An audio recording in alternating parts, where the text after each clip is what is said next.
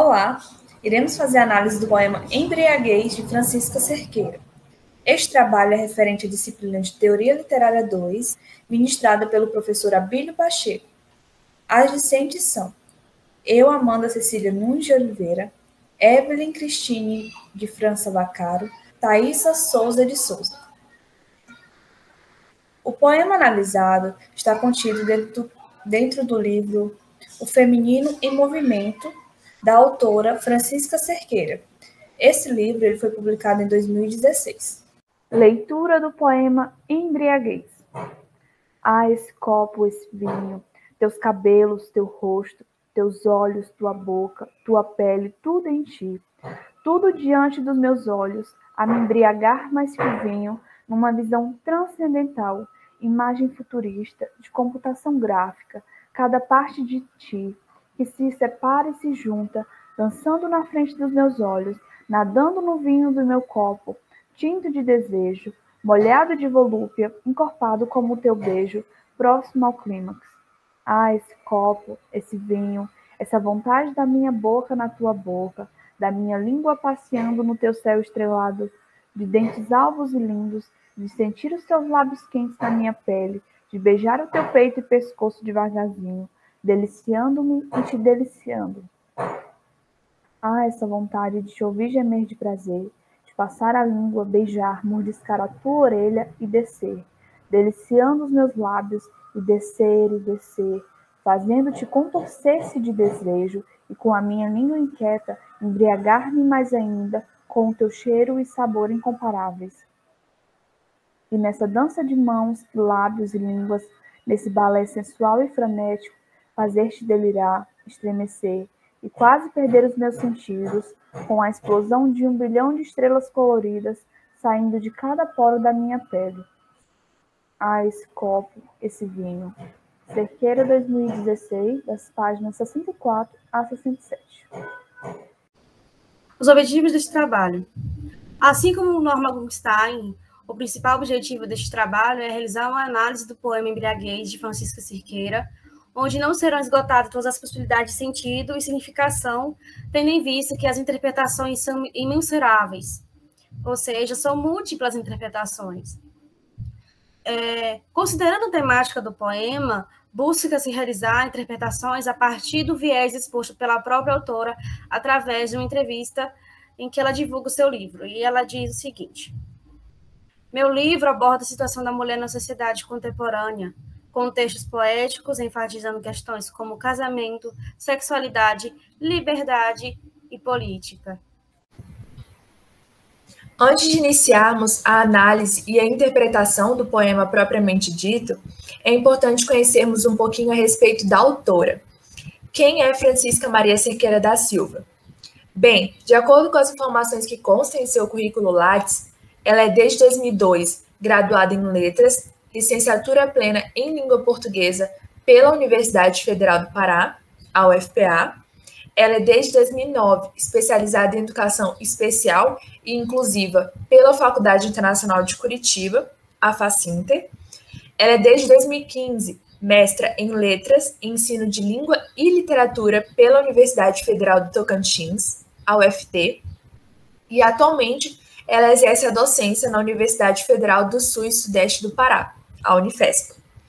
Essas são informações relacionadas à sua vida profissional. Mas quem é Francisca Cerqueira poeta? Gostaríamos de destacar esse seu outro lado através de um texto encontrado no site Recanto das Letras, onde ela diz: sou apenas eu, mulher, mãe, trabalhadora. Como tantas outras mundo afora sou, sendo um pouco a cada dia, um pouco de cada vez. Sou também poeta, acho, pois que gosto de escrever o que me vem à alma, o que sinto, vivo ou observo no mundo ao meu redor. Não sei se o faço bem, só sei que faço. Gosto de brincar com as palavras, com as imagens que elas podem criar, as sensações que elas podem provocar. E esse fazer exorciza os meus fantasmas. Minhas tristezas me alegra a alma. Assim sou apenas eu, mulher, feliz, poeta, talvez. Identificamos como gênero predominante o gênero lírico.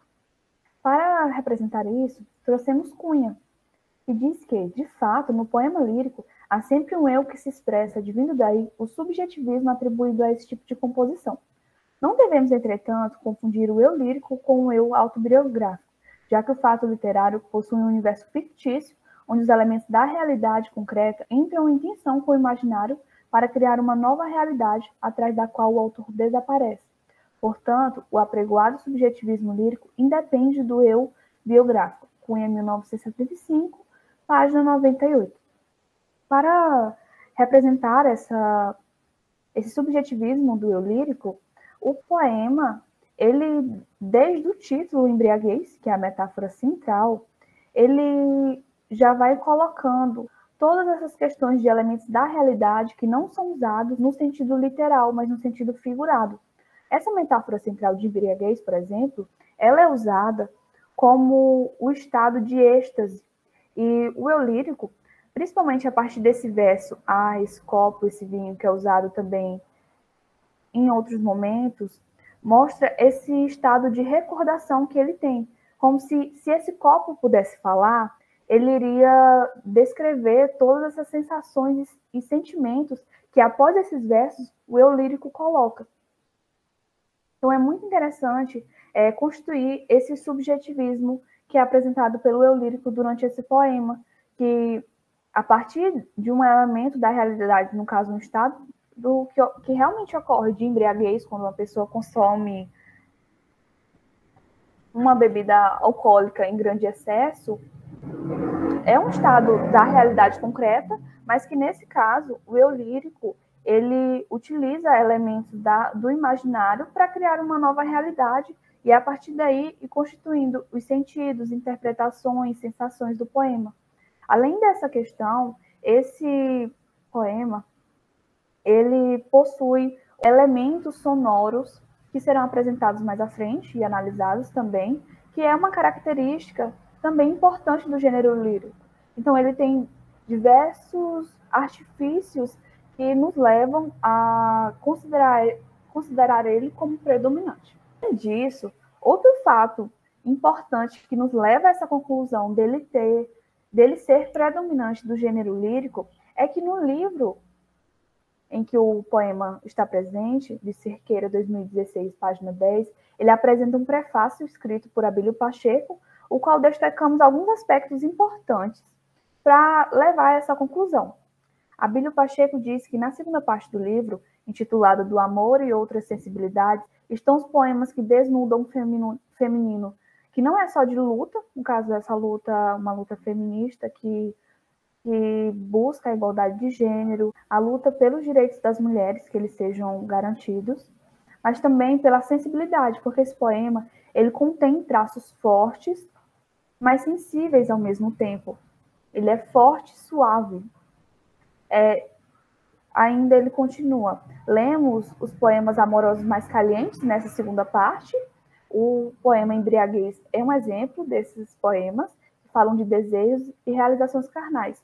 Também, Abílio Pacheco já antecipa que vamos encontrar como gênero predominante, principalmente nessa parte, um lirismo mais intenso. Então, a gente já tem esse spoiler que esses poemas, eles têm esse viés mais lírico. Apesar de termos dito que esse poema é predominante do gênero lírico, ele contém alguns traços em seus versos, traços de outros gêneros, do gênero épico e dramático. Para Rosenfield, fará parte da épica toda obra, poema ou não, de extensão maior, em que o narrador apresentará os personagens envolvidos em situações e eventos. Nos versos 12 e 13, dançando na frente dos meus olhos, nadando no vinho do meu copo. Esses dois versos, dançando na frente dos meus olhos e nadando no vinho do meu copo. As palavras dançando e nadando são como se fossem narradores demonstrando situações em que os personagens estão fazendo, ou seja, as situações, os eventos, os acontecimentos em si. Por meio disso, observamos como tem um traço épico nesse poema.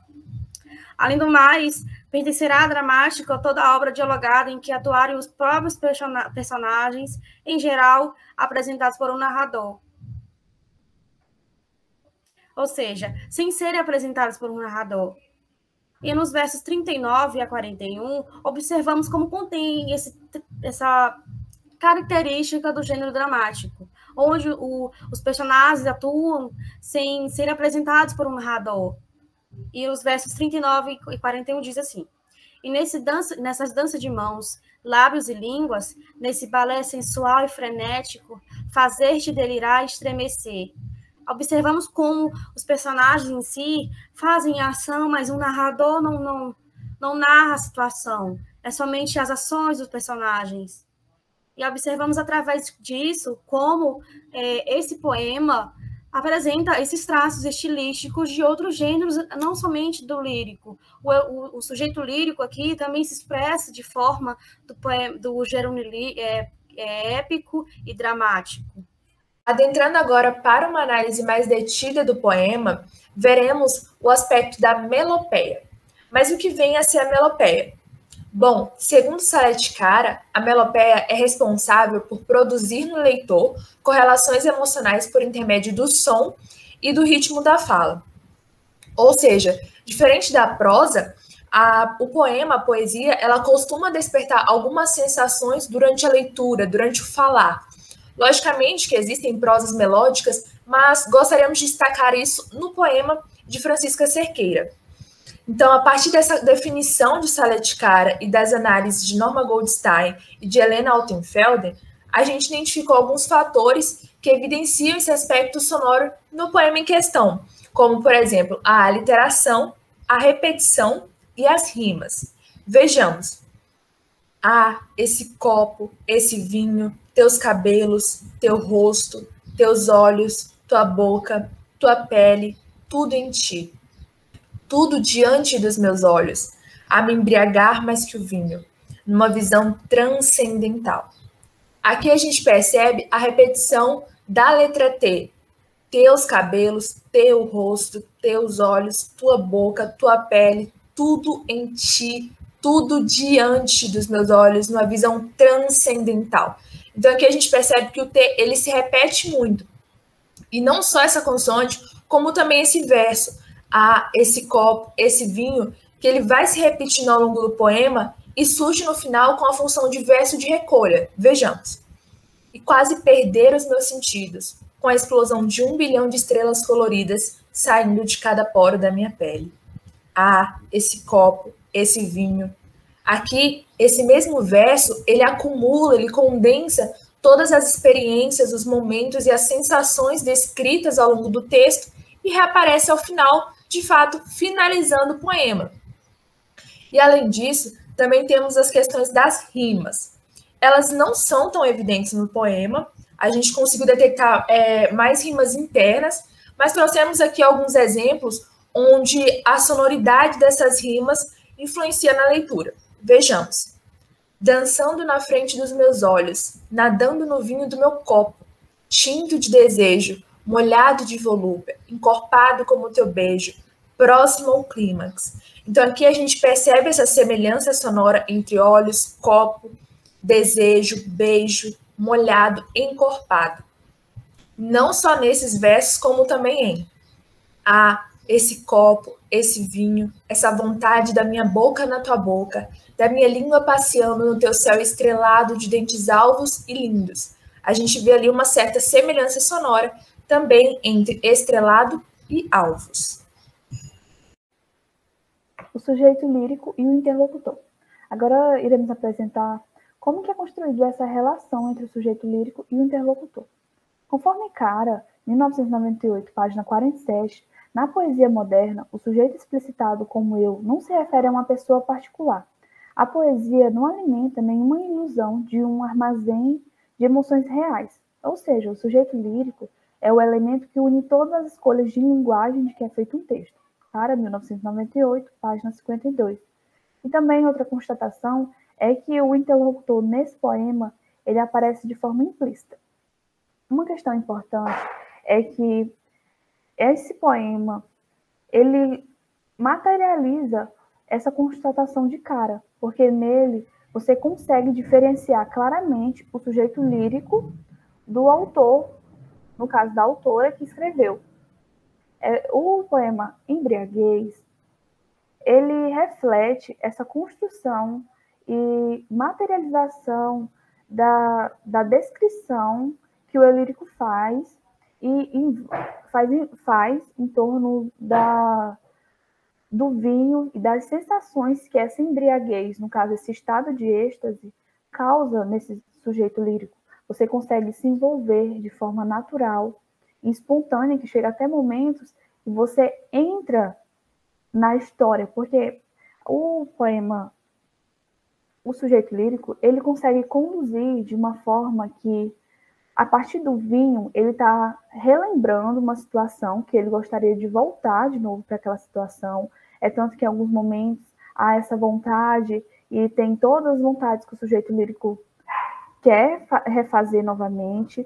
E para mostrar essa questão, é importante a gente entender que a relação do sujeito lírico e o interlocutor, ela não fica clara, pois não se utiliza artifícios da própria língua para mostrar operadores que indiquem esse diálogo bem definido, mas percebemos que ele ocorre em alguns momentos. Destacamos os versos 10 a 17. Cada parte de ti que se separa e se junta, dançando na frente dos meus olhos, nadando no vinho do meu copo, tinto de desejo, molhado de volúpia, encorpado com teu beijo, próximo ao clímax. Nesse caso, o sujeito lírico, esse é apenas um momento, mas tem vários outros, que o sujeito lírico, ao mesmo tempo que ele está na cena, está correndo, ele está observando também, porque essa ideia de esse copo, esse vinho, traz a ideia de lembrança e que ele, em alguns momentos, aparece em primeira pessoa, em outros momentos, aparece em terceira pessoa também. A metáfora nuclear e os campos lexicais. A partir do título do poema, Embriaguez, é possível identificar a metáfora principal do poema, pois ao longo dos versos, ao longo da leitura, a palavra embriaguez é interpretada tanto no seu sentido literal quanto no seu sentido figurado, ou seja, metafórico, por meio dos campos lexicais. A palavra embriaguez, no seu sentido literal, nos remete a um estado causado por ingestão de bebida alcoólica, a qual ela ocasiona sintomas como alteração de humor, comportamento e etc. Já no seu sentido figurado, elas nos remetem a um estado causado por uma grande alegria, uma exaustão, um clímax, uma euforia, uma êxtase, ou seja, a partir da palavra embriaguez, no seu sentido figurado, elas não remetem a esse sentido. E ao longo do poema, a gente observa como essa palavra varia. Ademais, observa-se que os campos lexicais que a autora utiliza para representar as sensações e emoções que o sujeito lírico sente e deseja transmitir são bem estruturadas. Essa construção de sentido é levada em consideração a temática da sexualidade, fato que contribui para a análise e a interpretação do poema. Como eu bem disse, através da palavra embriaguez, temos os dois sentidos, tanto no seu sentido figurado quanto no seu sentido literal. A partir do seu sentido literal, observamos que a ingestão de bebida alcoólica, certo? E aqui temos um campo lexical que remete a essa ingestão, esse modo de beber, que remete ao quê?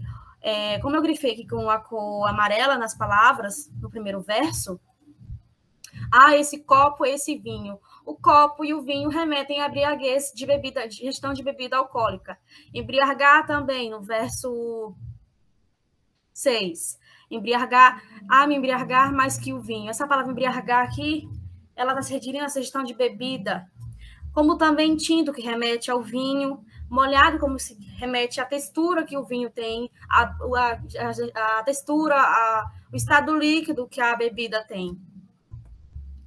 Como também temos aqui na parte 3 do poema, na estrofe 3, como o teu cheiro e sabor. O cheiro e sabor aqui remete ao aroma que o próprio vinho, a bebida alcoólica tem, ou seja, esse aroma, esse sabor que ele sente. Além disso, como eu disse também, no seu sentido figurado, a palavra embriaguez remete ao clímax, à euforia, ao êxtase, esse prazer causado, que digamos que o sintoma de endorfina liberando no corpo, esse prazer, esse êxtase, esse clima. Aqui a gente pode observar que o sujeito lírico, ele transmite também esse outro campo lexical por meio dessas palavras, remetendo esse sentido da embriaguez no seu sentido figurado, através da palavra clímax, gemer, prazer, desejo, frenético, sentidos. Aqui a gente observa como o segundo sentido da palavra embriaguez faz completamente jus à sua significação, esse seu campo lexical. Observamos que aqui, por meio daqui, o sujeito lírico transmite essa sensação que ele está sentindo, tanto no seu sentido literal, quanto no seu sentido figurado. Além do mais, pessoal, a autora também utiliza outro campo lexical que se remete à parte do corpo humano, ou seja, essa observação que o sujeito lírico observa a sua outra pessoa, que ele está declamando esse poema, sabe? Que aqui os campos lexicais são cabelos, rosto, olhos, boca, pele, língua, dentes, lábios, pescoço, orelha, línguas, mãos, lábios e línguas. E também, além disso, temos também poros, ou seja, esse campo lexical se remete totalmente à parte do corpo humano. Aqui a gente observa que a autora utilizou para se remeter essas partes do corpo humano que ele quer, na verdade, aventurar, digamos assim. Além disso, também temos outro campo lexical, esse poema é muito rico, sobre as ações que o sujeito lírico quer fazer.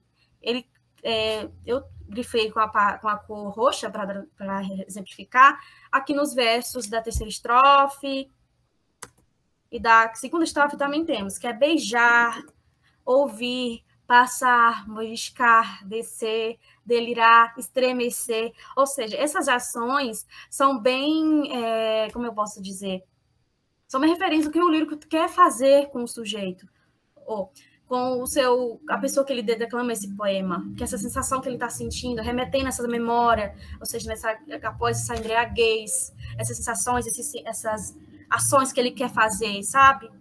E aí a gente observa como é muito rico esse campo lexical e como também as metáforas são bem utilizadas para demonstrar a sexualidade, a temática da sexualidade aqui, como é bem feita, e a autora nos transmite muito bem esse ponto.